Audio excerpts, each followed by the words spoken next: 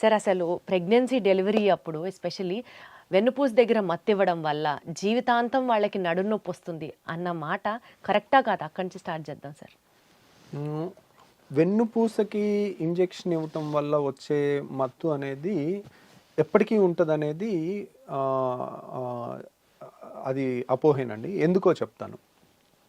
యాక్చువల్గా మనం ఇచ్చే నీడిల్ అనేది చాలా సన్న నీడిల్, ఆల్మోస్ట్ 2-3 వెంట్రుకలు అంత సన్నగా ఉంటుంది కలిపితే. ఇప్పుడు లేటెస్ట్గా వచ్చేది ఇంకా సన్న. మా హాస్పిటల్ అయితే చాలామంది 20 గేజ్ అలా ఇస్తారు. మేము 26 అంటే సన్నటి నీడిలు, సన్నగా వెంట్రుక అంత సన్నగా ఉండే నీడిల్తో ఇస్తాం. కాబట్టి అంత సన్న నీడిలు ఇప్పుడు మామూలు సెలైన్ పెడతాం మేము, అదే 18 ఫ్రెంచ్. 18 ఫ్రెంచ్ స్కేల్ అంటే చాలా లావు అనమాట. 18-20 ఫ్రెంచ్. నేను చెప్తుంది నడుముకి ఇచ్చేది మన హాస్పిటల్లో 26 ఇస్తాం. చాలామంది 24-22 కూడా ఇస్తారు. సో 24-22 ఈజీ ఇవ్వటం, 26 సన్న నీడిల్ కదా, కొంచెం డిఫికల్ట్, కరెక్ట్ ప్లేస్లో వెళ్ళటం కొంచెం కష్టం అవుతుంది. అంత సన్న నీడిల్స్తో ఇచ్చినా, ఈవెన్ 22-24తో ఇచ్చినా ఏమవుదు. ఒక ప్రిక్ ఇస్తాము, ఒక సూత్తో ఒకసారి గుచ్చి తీసేసినందువల్ల ఏం అయిపోదు. కాబట్టి అది అపోహేనండి. దానివల్ల పర్మనెంట్ నడునొప్పి రావటం అనేది అసలు అది ఫ్యాక్ట్ కాదు.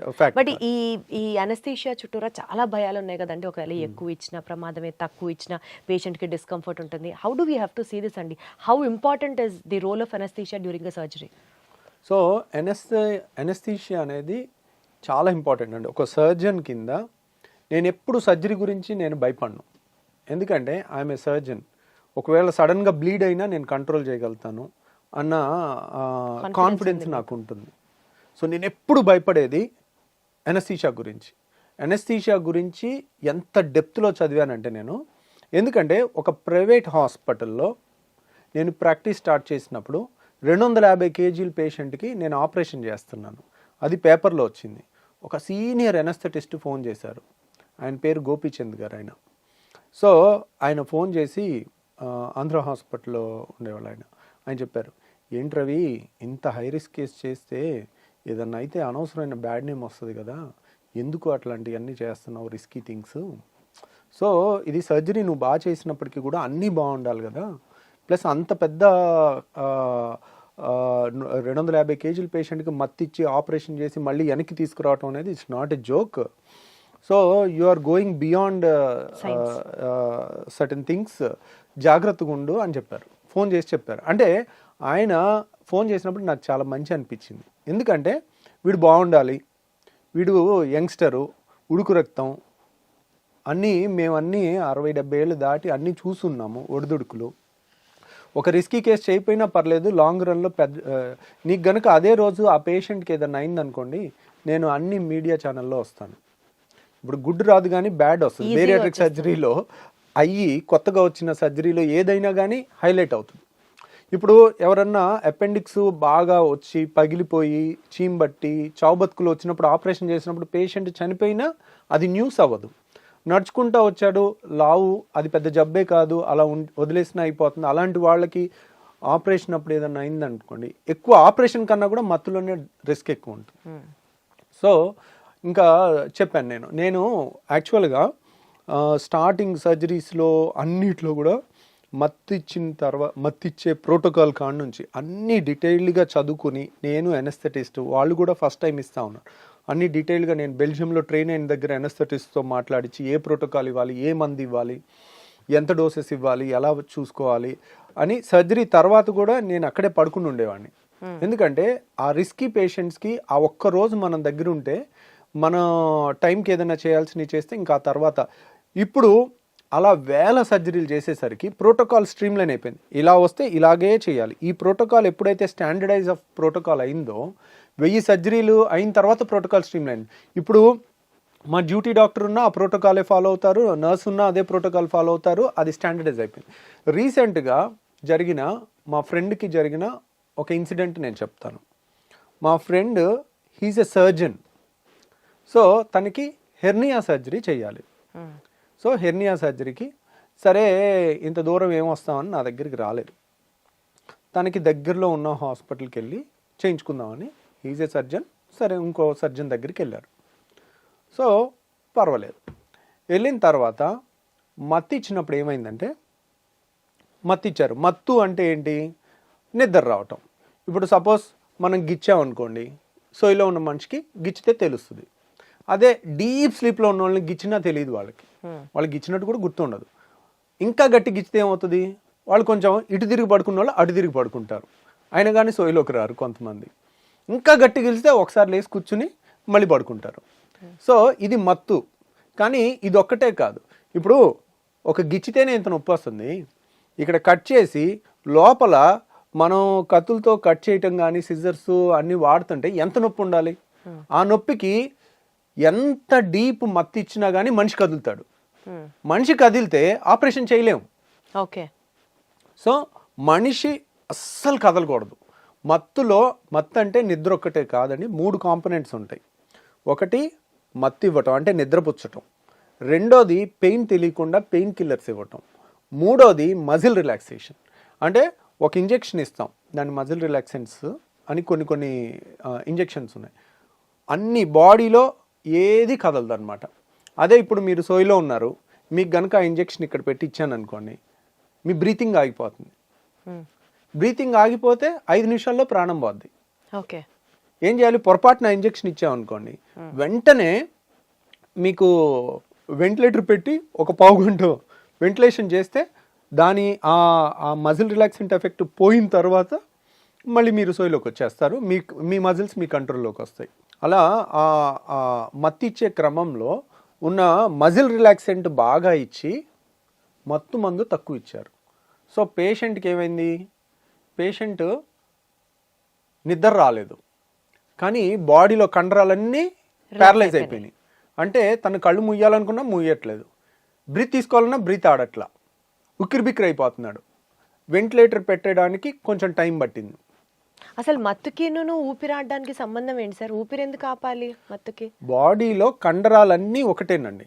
మీరు కన్ను బ్లింక్ చేయాలన్నా కండరం కదలాలి, చెయ్యి కదలాలన్నా కదలాలి, కాలు కదలాలన్నా కానీ, బ్రీతింగ్ తీసుకోవాలన్నా కదలాలి.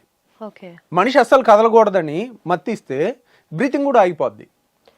ఆ ఊపిరి తీసుకునే కదలిక కూడా సర్జరీకి పనికిరాదు. అంటే అదొక్కటి ఇదొక్కటి ఆపి అది ఆపకుండా చేయలేము. కాబట్టి అన్ని కండరాలు ఆగిపోవాలి. ఆగిపోయినప్పుడు ఏంటి? బ్రీతింగ్ ఆగిపోతే ఏం చేయాలి? వెంటిలేటర్ పెట్టాలి. మనం ట్యూబ్ వేసి ఊపిరితిత్తులోకి డైరెక్ట్ ట్యూబ్ వేసి ఆక్సిజన్ అన్ని ఇస్తూ వెంటిలేటర్ మిషన్ మీద పెడతాం ఆపరేషన్ అయినంతసేపు. ఆపరేషన్ అవ్వగానే మళ్ళీ అన్ని కండరాలు కంట్రోల్కి వచ్చేటట్టు, అన్ని మత్తు రివర్స్ అయిపోయేటట్టు మందులు ఇచ్చేసి రివర్స్ అయిపోగానే బయటికి తీసుకొస్తాం. కాబట్టి ఈ క్రమంలో మత్తిచ్చే నిద్రపుచ్చే మందు తక్కువ ఇచ్చారు. కాబట్టి మనిషి కదలకుండా ఉన్నారు, వాళ్ళకు ఉక్కిరిబిక్కిరి అయిపోయింది, వెంటిలేటర్ పెట్టింది అంతా తెలిసింది. తర్వాత వాళ్ళకి ఆపరేషన్ చేస్తుంది కూడా తెలిసింది. మీకు దీంట్లో ఎవేక్ అని ఒక సినిమా ఉంది, ఇంగ్లీష్ సినిమా. ఆ ఎవేక్ అనే సినిమాలో ఏం చేస్తారంటే హార్ట్ ఆపరేషను మత్తులో మూడు ఉంటాయి కదా, మజిల్ రిలాక్సెంట్ ఇచ్చి మనిషిలో చలనం లేకుండా ఉంటుంది, కానీ బ్రైట్గా ఉంటాడు. అలా సోయిలో ఉన్నప్పుడు డీప్ మత్తు ఇవ్వకుండా వాడికి ఆపరేషన్ చేస్తాడు కావాలని, కక్షతో చేసి హార్ట్ ఆపరేషన్. అది కూడా ఈ రంపంతో ఈ ఎముకని కట్ చేస్తారు, కట్ చేసి ఛాతీని చీల్చి హార్ట్ మీద ఆపరేషన్ చేసేది అంతా కూడా వాడికి తెలుస్తూ ఉంటుంది. వాడి మనసు అరుస్తూ ఉండేది కూడా ఎవేక్ అనే సినిమా మీరు చూడండి. సేమ్ అదే ఈ డాక్టర్కి జరిగింది. అంటే మత్తు సరిగ్గా దొరకలేదు, మజిల్ రిలాక్సెంట్ వచ్చింది, అదొక నరకం అనమాట. ఆ భయంకరమైన అమ్ము నేను చచ్చిపోతాను, నేను బతకనేమో, వీళ్ళు ఏమి చూసుకోవట్లేదేమో అనే వచ్చే ఆ టెన్షన్ ఉంటుంది చూడండి. ఆ టెన్షన్తో తర్వాత ఫోన్ చేశాడనమాట ఆపరేషన్ అయ్యాక. తను ఏమన్నాడంటే నేను సర్జన్ని, ఏది ఆ పేషెంటే సర్జను, అయినా కానీ నా జన్మలో నేను ఎనస్థీషియా తీసుకోను, జనరల్ ఎనస్థీషియా తీసుకోవాల్సి వస్తే నేను చావునన్నా చేస్తాను కానీ ఎనస్థీషియా అయితే తీసుకోను అన్న నిర్ణయానికి వచ్చేసాడు. ఒకసారి అలా బ్యాడ్ ఎక్స్పీరియన్స్ వచ్చిన తర్వాత మళ్ళీ జన్మలో ఆ ధైర్యం చేయలేరు. సో నేను చెప్పదలుచుకుంది ఏంటంటే సర్జరీ అనేది జీవితంలో ఒకేసారి జరుగుతుంది. సర్జరీలో ఒక 100-200 స్టెప్స్ పర్ఫెక్ట్ హార్మనీలో జరగాలి, పర్ఫెక్ట్ ప్రోటోకాల్లో జరగాలి. దాంట్లో చాలా ఎక్స్పీరియన్స్ ఉన్న వాళ్ళు కానీ, మంచి నాలెడ్జ్ ఉన్న 100కు 100 మార్కులు వచ్చినా కూడా సరిపోదు. అంటే 100కు 99% అంటే సరిపోదు. ఇప్పుడు పాస్ పర్సంటేజ్ 50, 51 మార్క్స్ వచ్చి పాస్ అయ్యి సర్జన్ అయిన వాళ్ళ చేతిలో మన చేతులు పెట్టలేము. ఎందుకంటే దీనికి 99 కావాలి. మన ఇంట్లో వాళ్ళకి సర్జరీ చేస్తున్నాం అంటే ఎలా ఉండాలి, అంత యాక్యురసీ ఉండాలి. అలాంటివి ఇది మన బాధ్యత. కొంచెం దూరం అయినా పర్వాలేదు, వెళ్ళటం ప్రాపర్ ప్లేస్లో చేయించుకుంటే when the entire protocol is properly designed, వాళ్ళకి మన హాస్పిటల్లో మత్తు అనేది ఒక స్వర్గంలాగా ఉంటుంది. అంటే గాల్లో తేలినట్టుంది అంటారు చూడండి, అట్లా ఉంటుంది. వాళ్ళకి మనం ఇవ్వగలిగింది సర్జికల్ పెయిన్ అనేది వన్ ఆఫ్ ద భయంకరమైన నొప్పి. ఒక మనిషిని చిన్న సూది గుచ్చుకుంటే విలవిల్లాడిపోతాం. అలాంటిది ఒక ఆపరేషన్ చేస్తున్నారు, కోస్తున్నారు అంటే వాళ్ళకి మనం పొట్టంతా కోసినా కానీ వాళ్ళకి అసలు ఎంత నొప్పి తెలియకుండా చేస్తాము. ఆపరేషన్ తర్వాత కూడా అంత నొప్పి తెలియకుండా చేయొచ్చు. సో మన హాస్పిటల్లో మత్తు అంత స్ట్రాంగ్గా ఉంటుంది.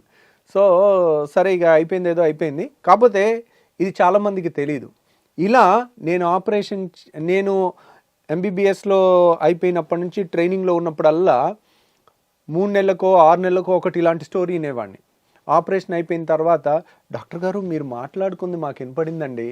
ఒక పేషెంట్ ఇలాగేనండి, ఒక పేషెంట్ లావుగా ఉన్న పేషెంట్కి ఆపరేషన్ చేస్తున్నాడు సర్జన్ ఆపరేషన్ చేస్తున్నప్పుడు, అమెరికాలో జరిగింది ఇది, జరిగి ఆపరేషన్ చేస్తున్నప్పుడు కొంచెం లావు ఉండటం వల్ల, ఫ్యాట్గా ఉండటం వల్ల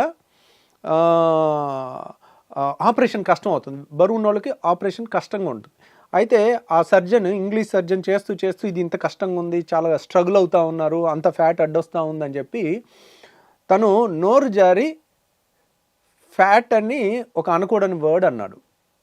అనేసరికి ఆ టైంలో పేషెంట్కి ఇప్పుడు జరిగినదే జరిగింది. మజిల్ రిలాక్సెంట్ ఇచ్చున్నారు, పేషెంట్ కాన్షియస్ ఉన్నారు.